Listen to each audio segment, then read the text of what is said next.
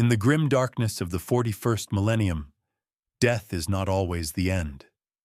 For some, it is merely a doorway to something greater. Today, we explore one of the most profound what-if scenarios in Warhammer 40,000 lore. What if Sanguinius, the angel, the most beloved of all Primarchs, lived again? The blood-red skies of Baal burn with an omen that has not been seen for 10,000 years. The Sanguinor, that golden angel of vengeance, stands motionless upon the highest spire of the fortress monastery. His wings, usually spread in eternal vigilance, are folded tight against his back. The crimson chalice in his hands trembles, and for the first time since the heresy, a single tear of blood falls from beneath his golden mask. Something stirs in the warp, something magnificent and terrible. The psychic scream that echoes across the galaxy is not one of pain, but of awakening. On 1,000 worlds, the blood of Sanguinius calls to its children. The Death Company, those lost souls consumed by the Black Rage, suddenly stop their mindless slaughter. Their death masks turn skyward, and beneath the ceramite, dead eyes flicker with recognition. But let us step back. Let us understand what this means. Sanguinius died upon the vengeful spirit, his broken body cast down by Horus himself. His death was not just the loss of a Primarch, it was the shattering of hope itself. The angel who had fought beside the Emperor, who had held the gate against the forces of chaos, who had loved humanity more than any other son of the Emperor, was gone. Yet death, in the realm of 40k, is rarely permanent for beings of such immense psychic power. The warp does not forget. It remembers every scream, every prayer, every moment of sacrifice. And for 10 millennia, the sons of Sanguinius have bled in his name. Every battle brother who has fallen to the Black Rage has experienced his final moments. Every blood angel who has drunk from the chalice has tasted his sacrifice. This is not resurrection through sorcery or the foul machinations of chaos. This is something far more profound. This is the power of belief made manifest, the collective will of an entire gene line reaching across the veil of death itself. The blood angels have never truly accepted their father's death. In their hearts, in their very genetic code, Sanguinius lives on. The first signs appear not on Baal, but in the depths of space where the blood angels fight their eternal war. A strike cruiser, the Tears of Sanguinius, drifts dead in the void after a catastrophic warp translation.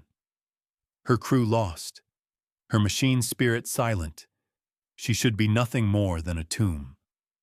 But something moves within her corridors. Brother Captain Erasmus Tycho, thought lost to the Black Rage decades ago, walks the silent halls. But he is not the mindless berserker consumed by visions of the heresy. His eyes are clear, his movements purposeful.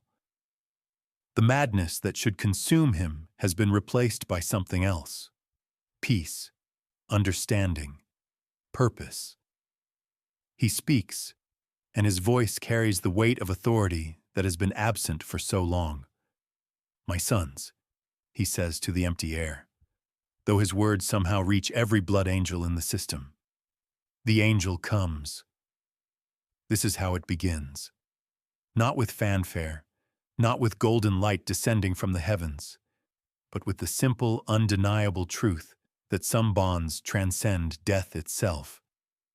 The blood angels, and all their successor chapters, begin to feel it, a presence in the warp, growing stronger with each passing day. Their father's voice, calling them home. But forces beyond imagination will seek to prevent this return. The ruinous powers, who feasted upon Sanguinius's death, will not allow such a prize to slip from their grasp. The Imperium itself, hidebound by dogma and fear, may see this resurrection as heresy of the highest order. And darker still, there are those who would seek to corrupt this return, to twist the angel's rebirth into something monstrous. The stage is set for a conflict that will shake the very foundations of the galaxy. For when an angel falls, the heavens weep.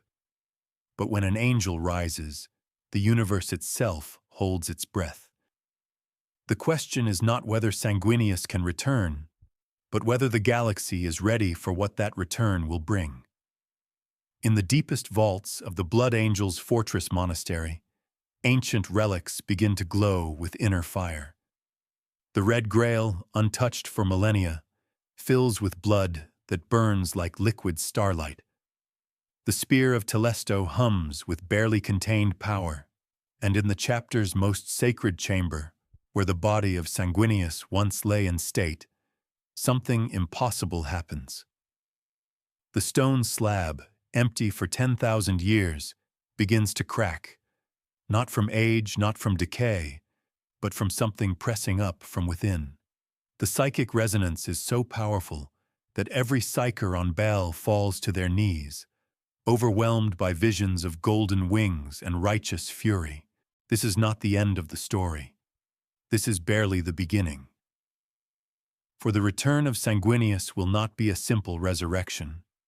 It will be a transformation that changes everything we thought we knew about death, about the warp, about the very nature of the Primarchs themselves. The Blood Angels have always been defined by their dual nature, the nobility of the angel and the curse of the Red Thirst. But what happens when that duality is finally resolved? What happens when the sons of Sanguinius no longer need to fight against their darker nature, but can embrace both aspects of their heritage? The implications stretch far beyond a single chapter. The return of Sanguinius would fundamentally alter the balance of power in the galaxy. The Imperium, already reeling from the return of Guilliman and the opening of the Great Rift, would face a choice: accept this miracle or declare it heresy. The forces of chaos, who have fed on the anguish of the Blood Angels for millennia, would find their greatest source of corruption suddenly cut off. But perhaps most importantly, Sanguinius's return would restore something that has been missing from the Imperium for 10,000 years. Hope. True hope. Not the grim determination that has sustained humanity through the long war, but the bright, burning hope that once made the Great Crusade possible. The blade found its mark not with thunder but with silence. In the heart of the great cathedral that stretched across the surface of Baal, where 10,000 years of accumulated dust and incense had settled like the weight of forgotten prayers, something stirred in the darkness. The air itself seemed to hold its breath, thick with the psychic resonance of 1,000,000 souls calling out across the void, their voices unified in desperate hope. This was not resurrection in the traditional sense. No golden light erupted from the heavens. No choir of angels descended to herald the return of the lost. Instead, it began as whispers in the blood, as dreams shared between battle brothers who had never met, as a collective yearning so profound it began to tear at the fabric of reality itself. The Blood Angels had carried their father's memory like a wound for millennia, and now that wound was becoming a gateway. The first sign came during the Feast of Malediction, when Brother Sergeant Erasmus Tycho felt his hearts stop beating for exactly 9 seconds. When they resumed, his eyes had changed, no longer the dull amber of the afflicted, but brilliant gold, burning with an inner fire that spoke of nobility reclaimed. The black rage that had consumed him for decades simply ceased. Across the galaxy, similar awakenings began. On the world of Cretacia, a Blood Angel strike cruiser that had been drifting as a tomb ship for 3 centuries suddenly blazed with power. Its machine spirit, long dormant, sang with renewed purpose. The dead within began to stir, not as the walking corpses of chaos, but as something else entirely. Warriors touched by grace, their gene seed purified by an act of collective will that transcended the boundaries between life and death. The phenomenon spread like wildfire through the warp. Librarians of the Blood Angels felt it first, a presence vast and warm, pressing against the edges of their consciousness. It was not the screaming madness of the demon or the cold hunger of the void. This was something familiar, something that spoke of home, of brotherhood, of a father's love that had never truly died. Chief Librarian Mephiston, that walking contradiction of control and fury, fell to his knees in his sanctum and wept tears of blood that burned with holy fire. But the enemies of mankind had felt it too. In the depths of the Eye of Terror, demon princes paused in their eternal games of dominion and looked toward the light with something approaching fear. The ruinous powers themselves stirred uneasily, for they recognized what was happening. This was not mere hope. This was belief made manifest, faith given form, love transcending the boundaries of mortality itself. Horus, wherever his essence lingered in the warp's twisted currents, felt the return like a sword thrust through his ethereal heart. The arch-traitor had thought himself safe in his damnation, beyond the reach of his father's judgment or his brother's wrath. But Sanguinius had been different. Even in heresy, even in the depths of his corruption, Horus had never been able to forget the moment when the angel's blade had found his throat, when perfection itself had stood before him and pronounced him wanting. The lords of Terra felt it as tremors through the palace walls, as fluctuations in the Astronomican's light, as prayers suddenly answered after millennia of silence. The High Lords convened in emergency session, their faces pale with the implications. Some whispered of heresy, of dangerous precedent, of the chaos that would follow if the dead could simply return through will alone. Others spoke of hope, of the Emperor's own imminent return, of the dawn of a new age where the Imperium's greatest heroes might walk among the living once more. But perhaps the most profound change was felt by those who had never known Sanguinius in life. The mortal populations of Blood Angel worlds began to dream of wings and golden light, of a figure who stood between them and the darkness with arms spread wide in protection. Children born during the phenomenon emerged with eyes that held depths of ancient wisdom, and when they spoke their first words, they spoke of forgiveness, of redemption, of the strength found in acknowledging one's flaws, rather than hiding from them. The ecclesiarchy struggled to categorize what was happening. Was this divine intervention, a mass hallucination brought on by the pressures of the age, or something else entirely? A demonstration that the bonds between father and son, between leader and led, between the living and the dead, were far more complex than their theology had ever dared to suggest. In the end, it mattered little what the scholars and theologians made of it. The Blood Angels knew. They felt it in their bones, in the very structure of their gene seed, in the way their rage transformed from a curse into a blessing. Their father had not simply returned. He had never truly left. He had been there all along, in every act of self-sacrifice, every moment of nobility maintained in the face of corruption, every time they had chosen to be better than their nature demanded. The angel's return was not a resurrection, but a recognition. The Blood Angels had spent 10 millennia trying to live up to an impossible standard, never realizing that the standard itself was not about perfection, but about the courage to keep trying despite inevitable failure. Sanguinius had not returned to lead them to victory.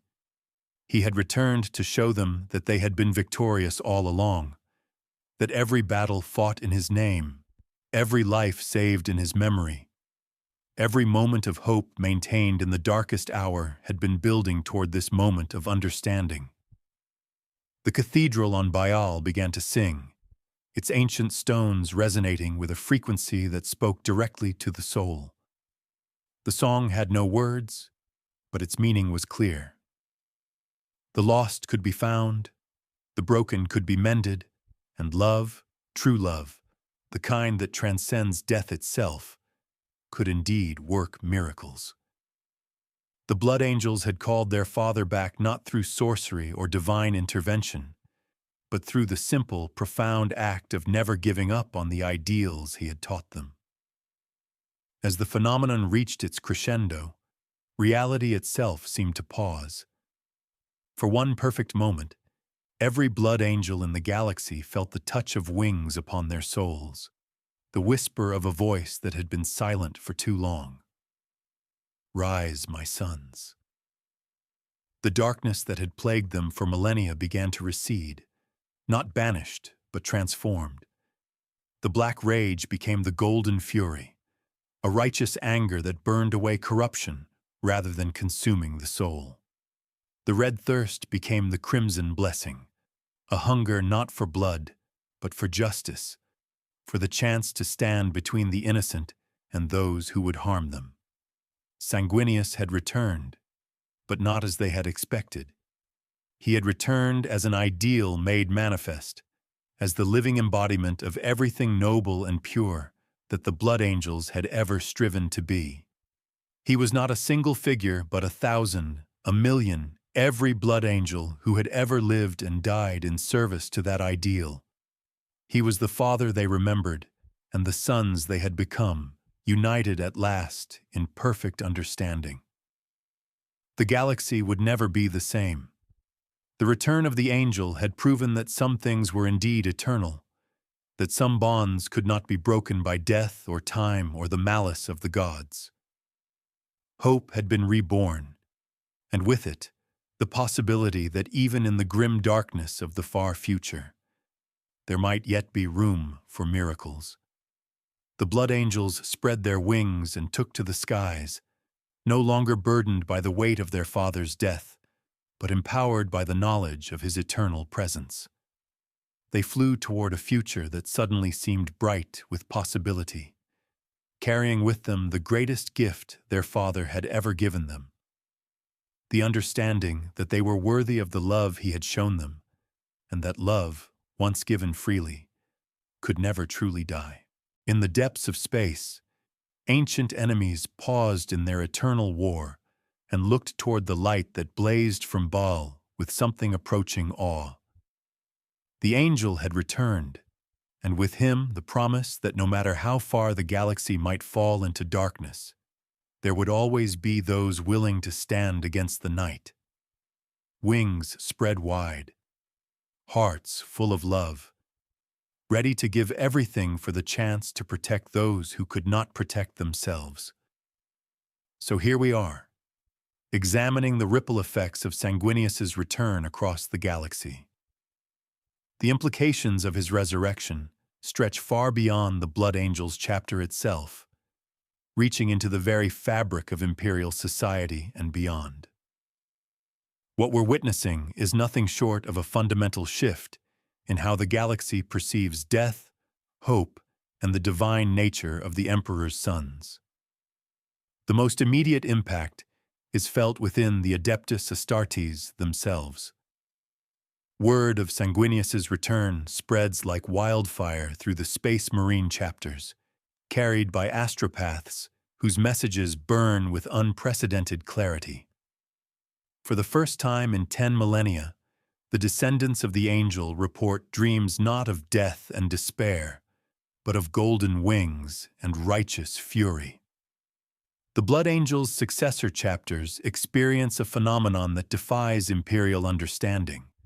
Their Death Company warriors, those lost to the Black Rage, begin to stabilize.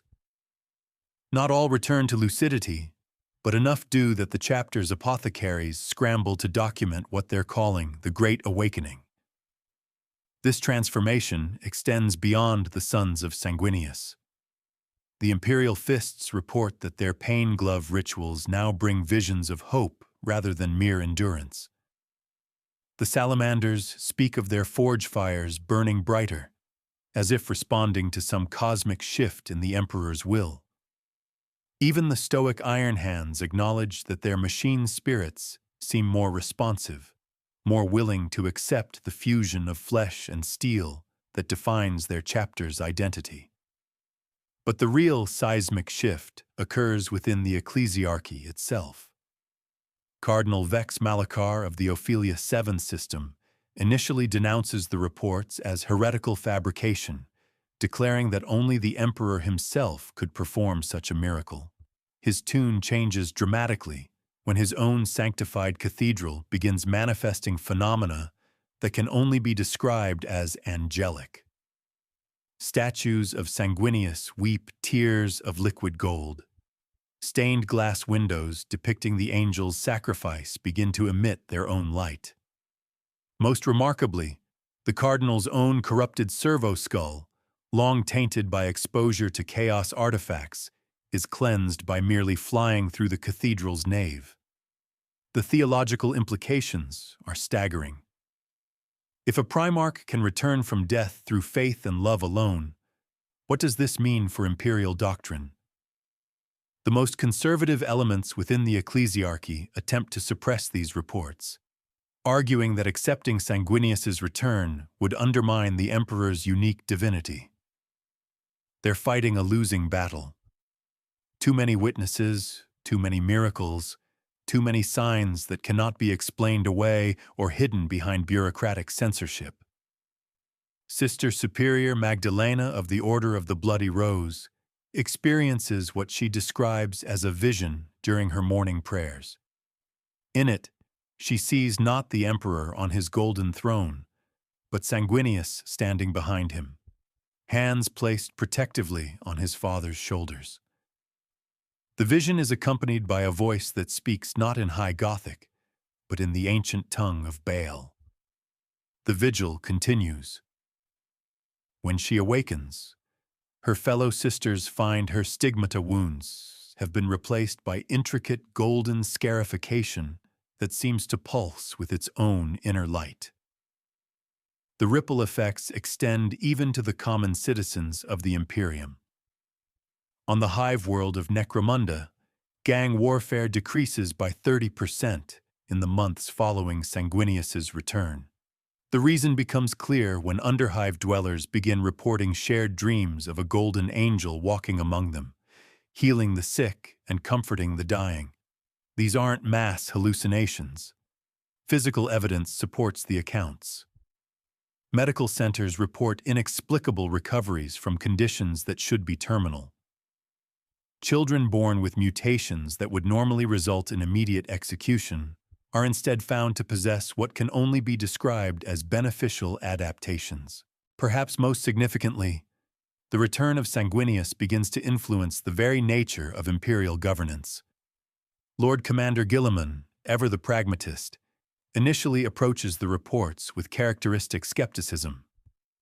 But when his own Ultramarines begin experiencing enhanced spiritual connection during their prayers, he's forced to acknowledge that something fundamental has changed. The Primarch of the 13th Legion finds himself contemplating concepts that would have seemed absurd just months earlier. That faith might be more than just a tool for social control, that the Emperor's will might manifest through channels other than his own bureaucratic reforms. The implications for the ongoing war against chaos are equally profound. Demon princes who have terrorized imperial worlds for millennia suddenly find their powers diminished in certain sectors. The warp itself seems to recoil from regions where Sanguinius's influence is strongest. Chaos cultists report that their dark rituals fail more frequently, their sacrifices rejected by entities that once eagerly accepted such offerings. It's as if the very fabric of reality is being rewoven, strengthened by threads of hope and love that chaos cannot easily corrupt. But perhaps the most remarkable change is in how the Imperium views its own future. For 10,000 years, imperial doctrine has been fundamentally about endurance, surviving until the Emperor's return, holding the line against inevitable decay and destruction. The return of Sanguinius introduces a radical new concept, that the Imperium might not just survive, but actually improve. That the long night might finally be ending, that the galaxy might be worth saving not just for what it was, but for what it could become. This shift in perspective creates its own challenges. The old guard of the Administratum, the Inquisition, and the Ecclesiarchy built their power on the assumption that the Emperor's sons were gone forever, that humanity was alone in its struggle against the darkness. The return of Sanguinius threatens to upset carefully maintained power structures that have endured for millennia. Some adapt, embracing the change as validation of their faith. Others resist, viewing the angel's return as a threat to their authority. The most fascinating aspect of this transformation is how it validates the Emperor's original vision for humanity. The Great Crusade was never just about conquest. It was about proving that humanity could transcend its limitations, that love and unity could triumph over division and despair. Sanguinius's return through the collective faith of his sons demonstrates that this vision was not naive idealism, but prophetic truth. The bonds between the Emperor and his sons, between the Primarchs and their legions, between humanity and its highest aspirations, these connections are literally powerful enough to overcome death itself. As we consider the full implications of Sanguinius's return, we must acknowledge that this is only the beginning. If faith and love can resurrect one Primarch, what might they accomplish for the others? The galaxy watches with bated breath as the impossible becomes possible, as hope itself becomes a weapon against the darkness. With the return of Sanguinius, the Imperium faced a transformation unlike any in its 10,000-year history. The Blood Angels, once haunted by the twin curses of the Red Thirst and the Black Rage, found themselves fundamentally altered by their Primarch's resurrection. But this was no mere return of flesh and blood. This was the remaking of destiny itself. The change began subtly.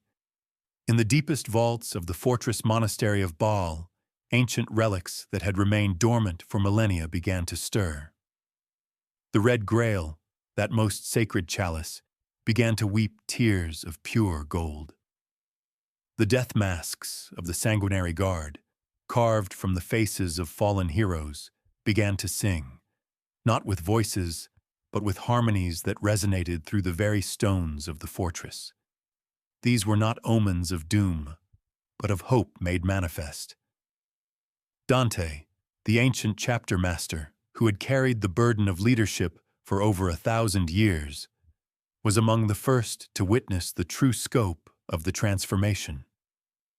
Standing before the great statue of Sanguinius in the Hall of Sarcophagi, he watched as the marble began to weep real tears, not blood as the old curses would have demanded, but tears of pure water, clear as mountain springs. The statue's eyes, carved in stone, seemed to look directly at him, and in that gaze, Dante saw not the weight of eternal duty, but the promise of redemption. The blood angels themselves began to change. The red thirst, that gnawing hunger that had plagued every son of Sanguinius since the days of the heresy, began to transform. Where once it had been a curse that drove them to madness, it became something else entirely, a heightened sense of life itself. They could taste the very essence of existence, feel the pulse of the universe in their veins. It was intoxicating not in its darkness, but in its overwhelming beauty. The Black Rage, that terrible madness that consumed their brothers and sent them screaming into the death company, underwent an even more profound transformation. Those who had been lost to the rage began to return to themselves, but they brought with them something unprecedented. Memories not of Sanguinius's death, but of his life. They spoke of walking through gardens that had never existed, of conversations with their Primarch that had never been recorded, of battles fought not in rage, but in perfect harmony. Captain Tycho, long thought lost to the Black Rage, emerged from the Tower of Amareo not as a broken warrior consumed by madness, but as something new entirely. His eyes, once wild with the fury of remembered betrayal, now held a clarity that seemed to pierce through the very fabric of reality. When he spoke, his voice carried harmonics that made listeners weep with joy. He had become what the Blood Angels were always meant to be, not warriors cursed by their father's death, but angels blessed by his eternal love. The transformation spread beyond the Blood Angels themselves. Their successor chapters, scattered across the galaxy, began to experience similar changes. The Flesh Terrors, most savage of all the Blood Angels' descendants, found their fury tempered not by restraint, but by understanding. They no longer fought to suppress their nature. They fought to perfect it. The Lamenters, cursed by ill fortune for millennia, suddenly found themselves blessed with victories that seemed to defy probability itself. Their chapter master, Malachim Foros, reported that their very presence on the battlefield seemed to inspire hope in the hearts of imperial citizens. But perhaps the most profound changes were felt by the sanguinary priests, those keepers of the Blood Angels' genetic legacy. They had spent 10,000 years studying the flaws in their gene seed, desperately seeking ways to cure or control the twin curses. Now, they found themselves studying something entirely different, the mechanics of miracle itself. The blood they had once feared to examine too closely now revealed secrets that bordered on the divine. Chief Apothecary Corbulo, ancient keeper of the Red Grail, made a discovery that would reshape everything they thought they knew about their heritage. Deep within the genetic code of every Blood Angel, he found patterns that had been invisible before, not flaws, but features. The Red Thirst and the Black Rage had not been curses at all, but incomplete blessings, divine gifts that had been stunted by the trauma of their Primarch's death.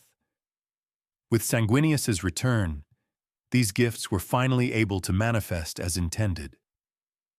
The Blood Angels began to exhibit abilities that defied imperial understanding. They could sense the emotions of entire populations, feel the pain of suffering worlds across the void. Some developed the ability to heal with a touch, their very presence bringing peace to the tormented. Others found they could commune with the machine spirits of their weapons and vehicles in ways that amazed even the tech priests of Mars. Their aircraft seemed to dance through the air with impossible grace, their weapons struck with precision that bordered on the supernatural.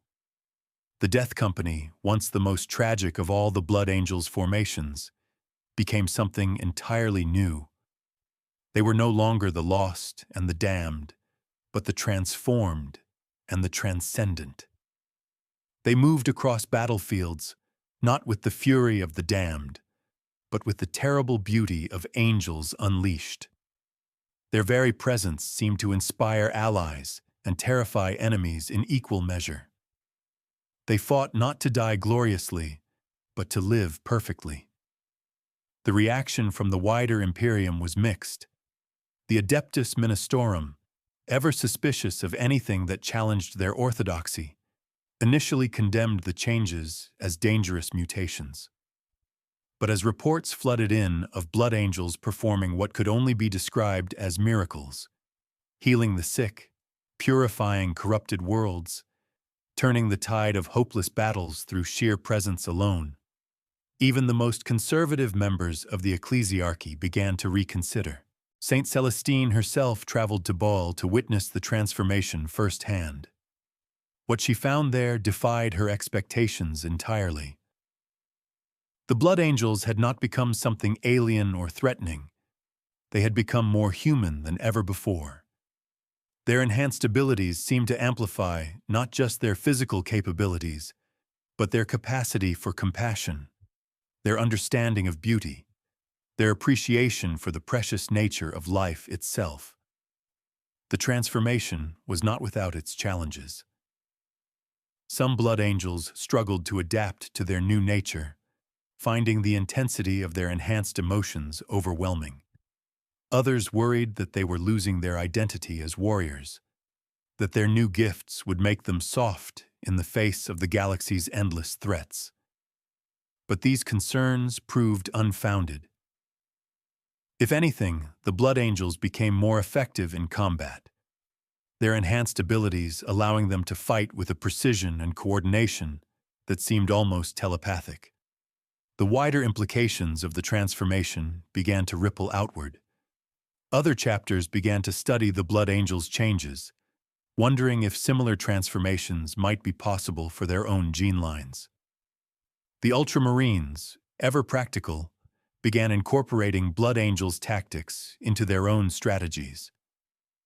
The Imperial Fists, masters of defensive warfare, found themselves inspired by the Blood Angels' newfound ability to turn even the most hopeless siege into a victory through sheer force of will. But perhaps the most significant change was in how the Blood Angels saw themselves.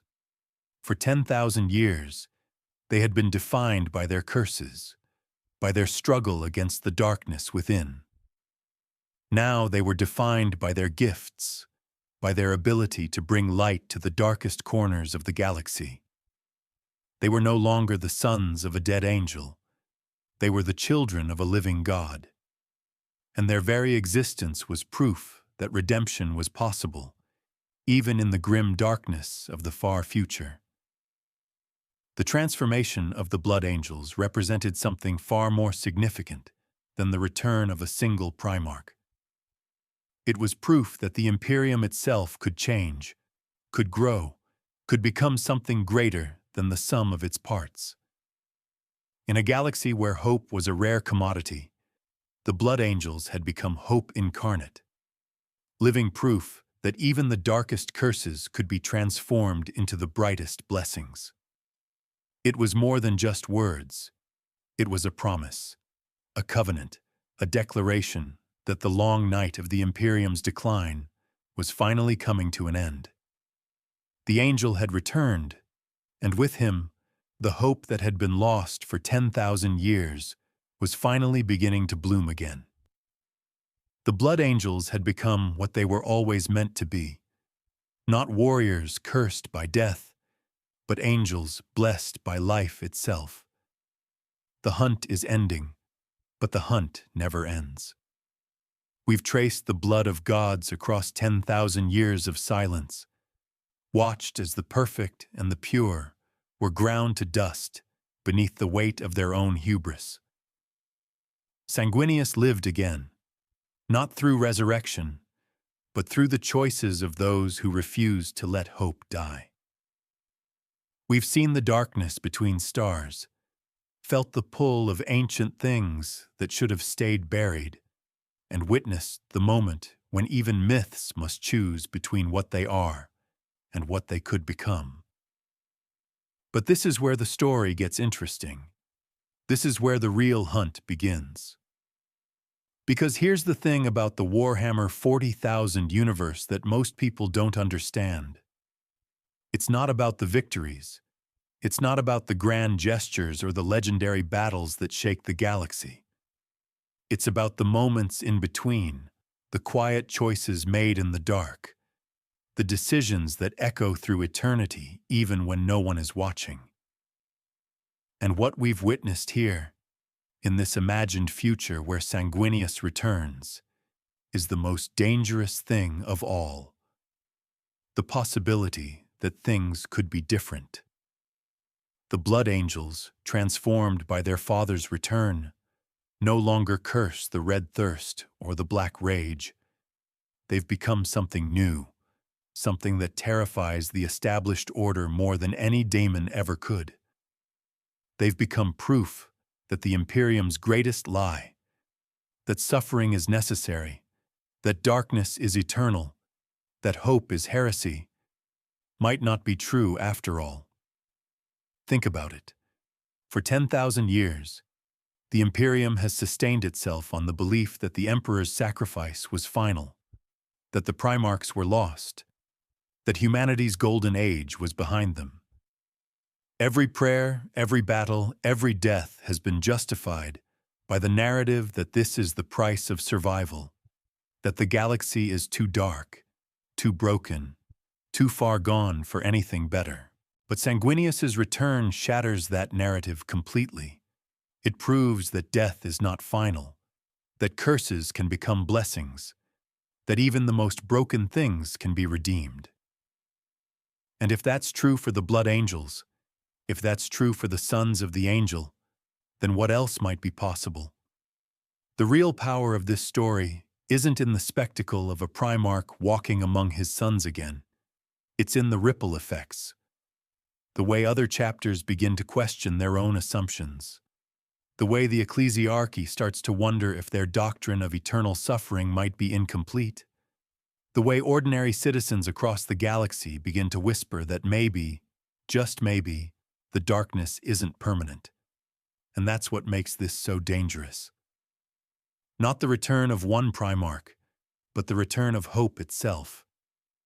The possibility that the galaxy's greatest tragedies might not be the end of the story, but the beginning of something better.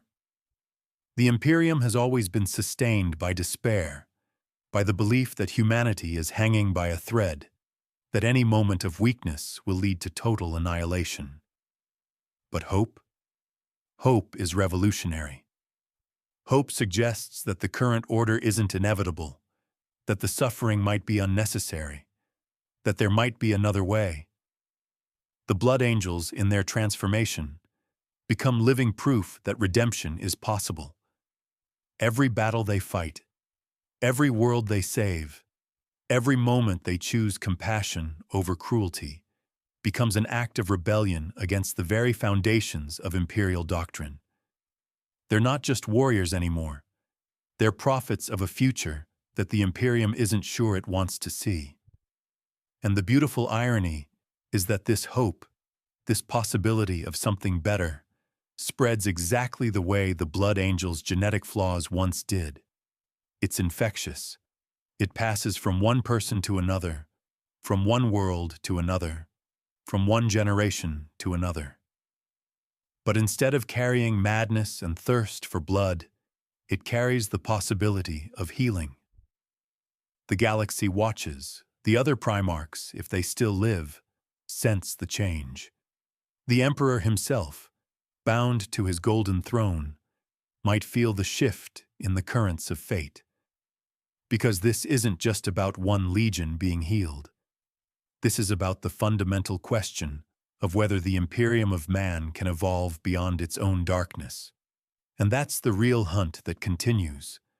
Not the hunt for enemies to destroy, but the hunt for a future worth living in. Not the hunt for victory, but the hunt for meaning. Not the hunt for dominance, but the hunt for redemption.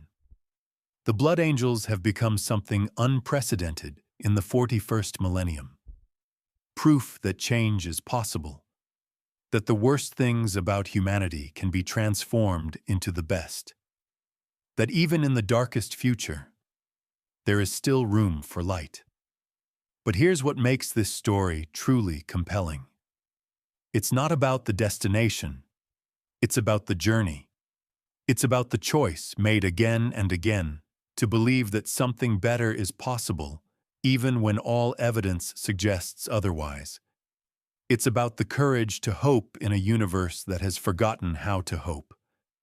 The hunt continues because hope is not a destination. It's a practice. Every day, every battle, every moment of choosing compassion over cruelty, mercy over vengeance, love over fear. The Blood Angels, in their transformation, haven't reached some final state of perfection. They've simply learned to choose differently. And that choice, that daily practice of hope, is what makes them dangerous. Not to the enemies of humanity, but to the systems that profit from humanity's despair.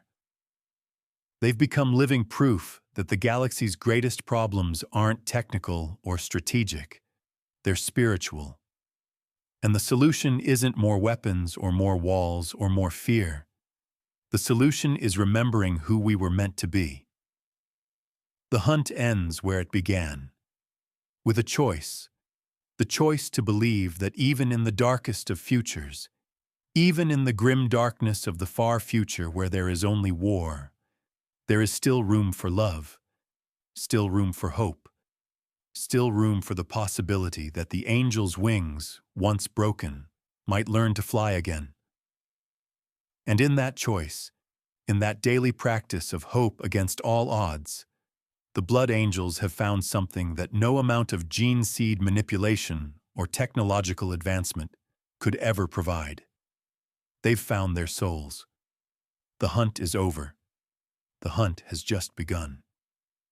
And in the space between those two truths, in the tension between what is and what could be, lies the real story of Warhammer 40,000. Not the story of eternal war, but the story of eternal possibility. Not the story of humanity's fall, but the story of humanity's choice to rise again. The galaxy holds its breath, the angels spread their wings, and somewhere in the dark, something ancient and terrible realizes that its time is ending. The hunt continues. The light grows stronger, and for the first time in 10,000 years, the future looks different than the past.